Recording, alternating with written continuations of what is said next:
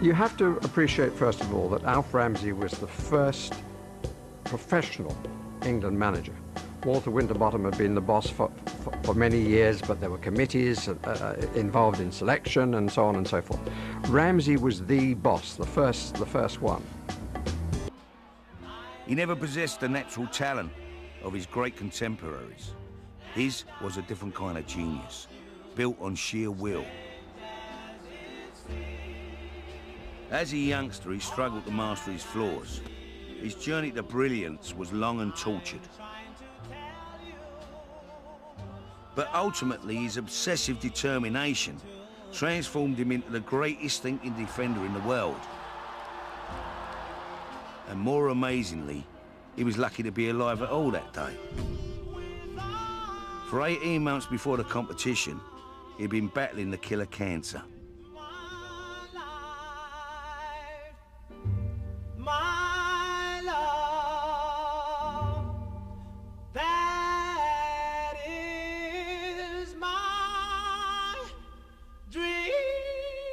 But Bobby Moore had always been a fighter from day one.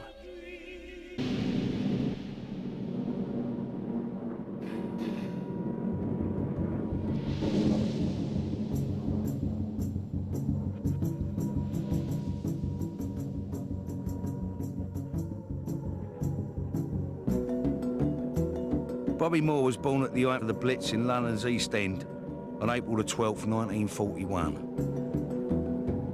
It was a difficult delivery into a dangerous world. Yet just a few hours later, he was taken home to Barking at the start of a heavy bombing raid.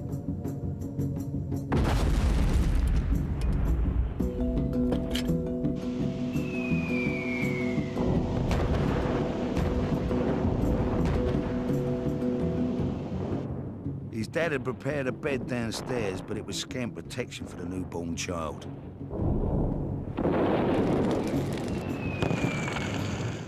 Everyone was panicking. Everything was close. I mean, when a house went down maybe 10 or 12 doors down, it sounded like next door.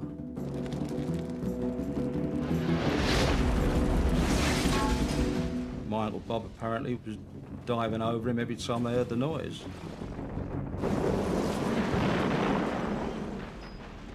Had to get them out of the house. They were worried. There were no ambulances, so the mayor offered his car. And they shifted Robert and his mother down to my grandfather's place, and they put him in the clothes drawer. A lot of people go out with a bang, but he come in with one. No previous international, no other cup final, indeed nothing Wembley ever staged, matched the glamour of this event, the final of the World Cup. The cream of the world's players battle for the honor of playing on this arena on this afternoon. Waiting in the tunnel were England on the right and West Germany. When the moment came for the players to march out, 97,000 fans gave them the biggest roar of the competition.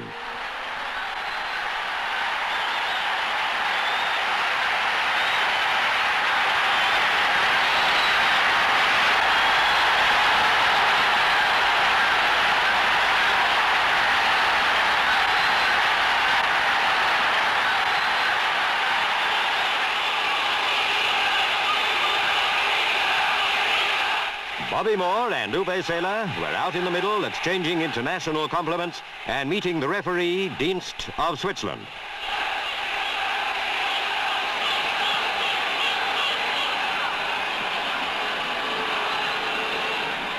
You might call this the moment of truth for Alf Ramsey. His 3 years of team building, as the Germans kicked off, coming up for its crucial test. England looked unfamiliar in their red shirts. A long shot gave Banks no trouble. And what a test for the 22 star players, 90 minutes away from the game's highest glory or defeat. In possession was that all-round player, Sigi Heltz, moving into a position spelling danger for England. Banks alert as usual. The West German attack had bite and purpose. On they came again. An English defensive lapse gave the ball to Haller, and that was it.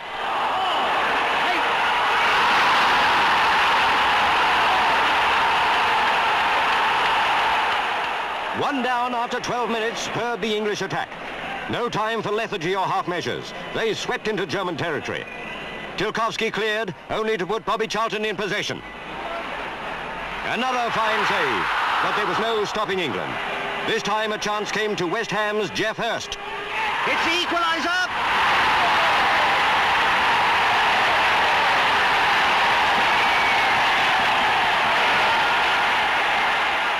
Splendidly matched, these teams.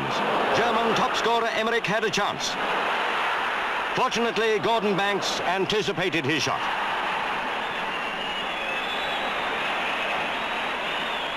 England piled on the pressure. Bobby Charlton inspired a movement which, with just a little more luck, could have put England in the lead.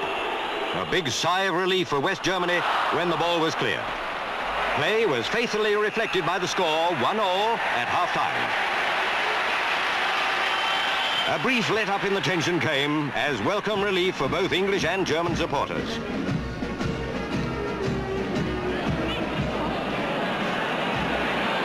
But as England kicked off, playing right to left and quickly built up an attack, excitement made the Wembley atmosphere electric. England had to score. And if the prayers of millions could inspire them, surely a goal was not far off.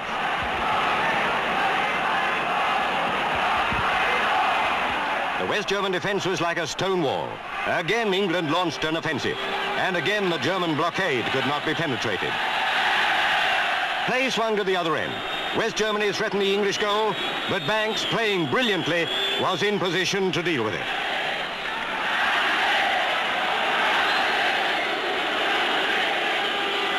The ball goes to Bobby Charlton. Charlton to Hunt on the left.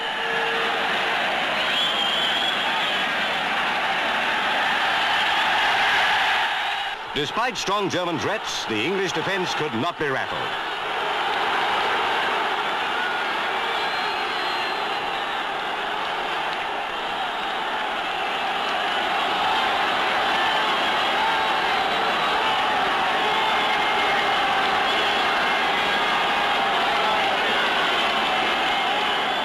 It's there! Peters has scored!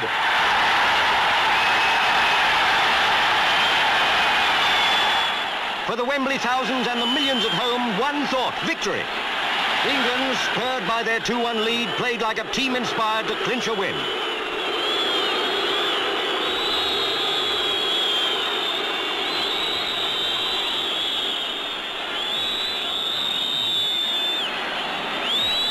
In the dying minutes of the match, the jubilant English supporters' nerves were strained to breaking point. The World Cup was within England's reach. If only they could keep the lead for a few desperate minutes against the West Germans. Now a team playing their hearts out to keep in the running.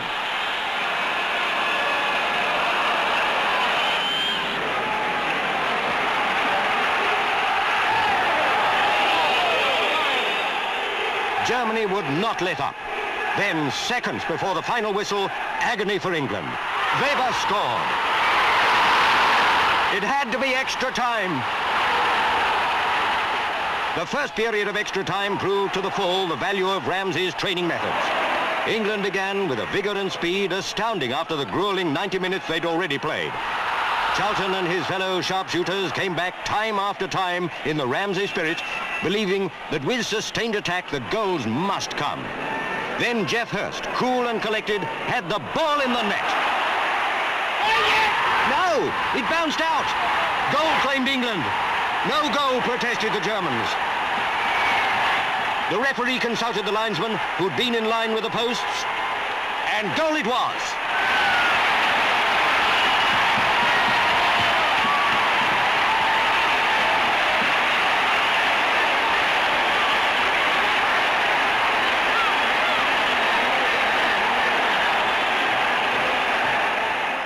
England led again, 3-2 now. And in spite of a German attack early in the final period of extra time, Bobby Moore's men had thrown off all signs of tiredness. It was West Germany who were now noticeably the slower team.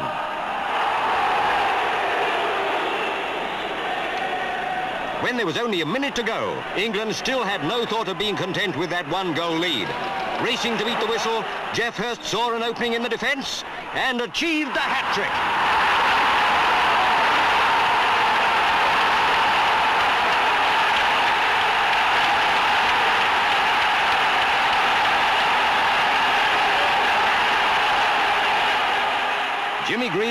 out of the side through injury, set the example to the other reserves by congratulating the victorious players.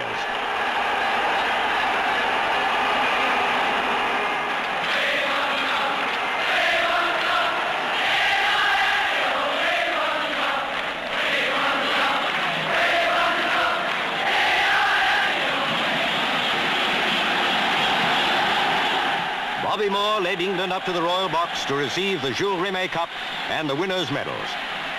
To be here as winners of the FA Cup has often been described as the summit of a footballer's ambition. How much greater was the triumph they enjoyed now.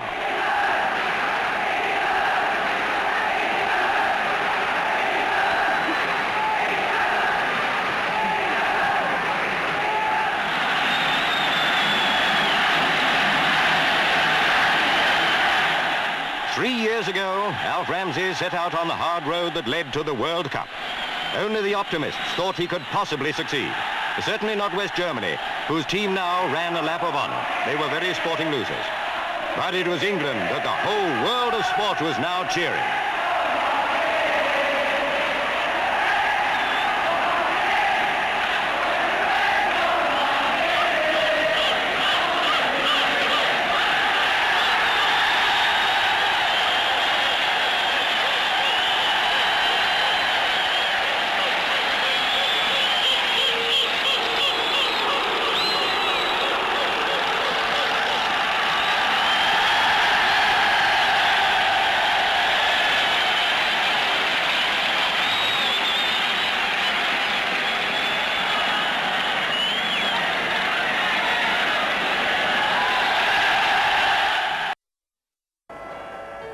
The European Cup had started in 1956 and no British team had even reached the final until an unfancied Celtic team, all born within 30 miles of Glasgow, arrived in Lisbon on a May evening in 1967. Celtic 67 was probably my first memory as a human being. My father was a mad keen supporter and all my family were Celtic, and I can remember being squashed in the city as we watched the game. And there was a goodies versus baddies thing going on there as well. The Italians were, you know, the favourites. They were very defensive, very organised, very professional. And these mad Scotsmen came in and upset the apple cart. I think they thought we hadn't a chance. They were just kind of laughing at us, you know. And really, there's nobody in our team thought we were going there to get beat. They were the stars, they were the European Cup holders, they were the World Club champions, and we were the wee guys from Salkits and Kirkintilloch and Hamilton that were going to play against the giants of the world. I'm looking at these Italians standing there, the blue and black outfits, the tan faces, the good looks, and I turned around and looked at our mob and I said, they must think this is a pub team they're playing against this time. After just 7 minutes, disaster struck. Inter Milan won a penalty. The best thing that probably happened to us was going a goal behind. It meant that there was only one way that we could go then.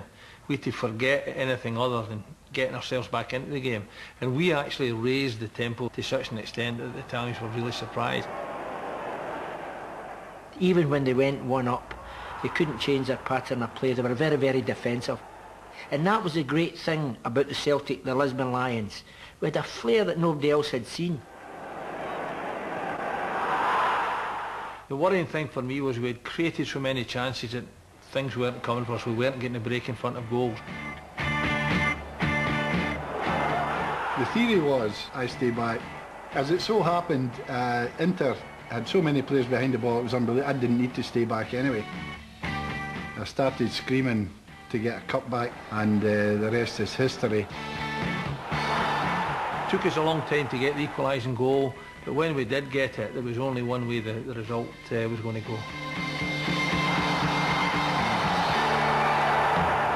As Celtic celebrated victory, there was one thought foremost in the minds of half the team: to rescue their false teeth from the goalmouth before the invading hordes ran off with them. When the final whistle actually went, the crowd invaded the field, so I jumped on top of John Clark and we're hugging, and I seen the crowd spilling out of the field, and I had to sprint to Ronnie's goal and get my teeth out his bonnet and things like that, annoying to get his teeth out his bonnet. And there was half a dozen players into Ronnie's goal mouth, got his hat and got all the false teeth in for the photographs, and here they were with the pearlies for the photographs and everything after the game. Oh, I wonder how they knew their own.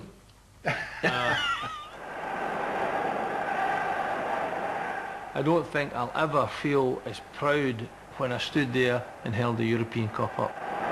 And at Wembley, later on that glorious day, the cup they wanted was the European Cup.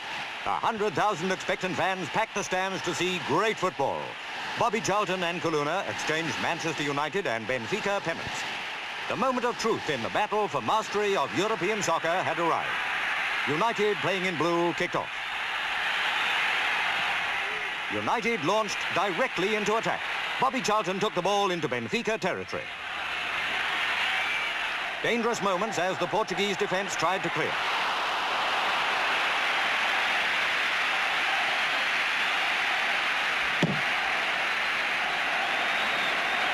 Now Benfica came away. That mighty danger man Eusebio sent in a scorcher. It ricocheted off the crossbar. What an escape! Stepney, unrattled, collected the return effort and got United moving. George Best fell foul of the first of a series of savage tackles which marred the first half.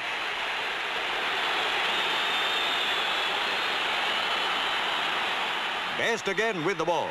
He seemed to be a target for the stop-them-at-any-cost Benfica defence, but Italian referee Lobello let that one go. Benfica had the advantage, but met a stonewall United rearguard.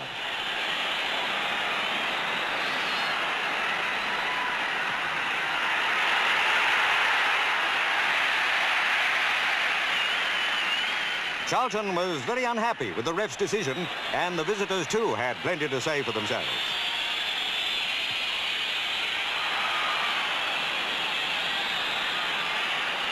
Benfica with the dangerous free kick. But what a great keeper Stepney proved himself.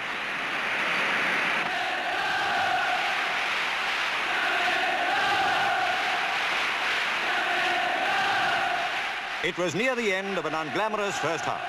No score by either side. With the eyes of the world on both teams and the hopes of every Briton behind United, the second half got underway. The Busby boys seemed fired with a new enthusiasm and stormed into the attack. United's football was full of fire. Enrique had to concede a corner to keep that one out.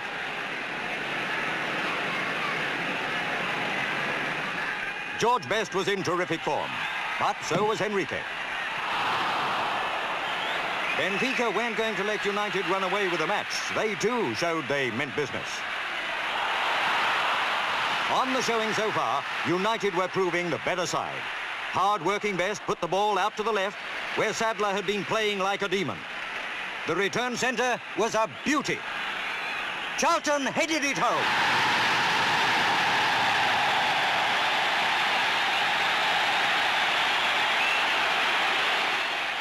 What a tonic for the fans.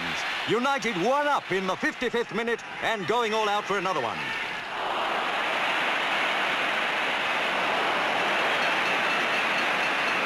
The match was by no means won.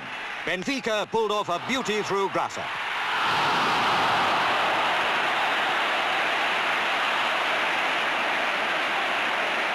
One all and time running out. Stepney was a wonder goalkeeper to stop that rocket from the big cannon boot of Eusebio, and the great Portuguese star sportingly acknowledged it.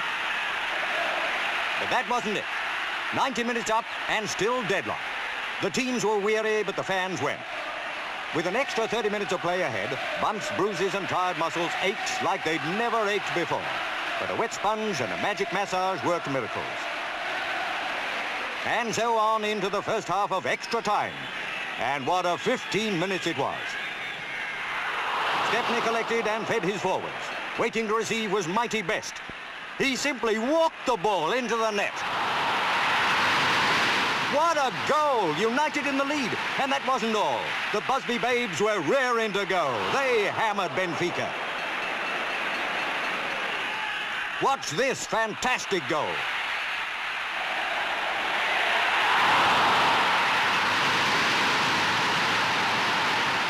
My, oh my, how they cheered Kid, the birthday boy, for that super header.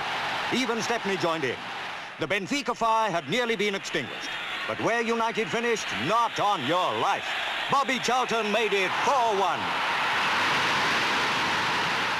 Manchester United had well and truly done it. They were supreme soccer champions of Europe. At last, Matt Busby, the maestro of Manchester United, had groomed a team great enough to beat Europe's best. He was king of soccer. His wonderful 11 men were all princes.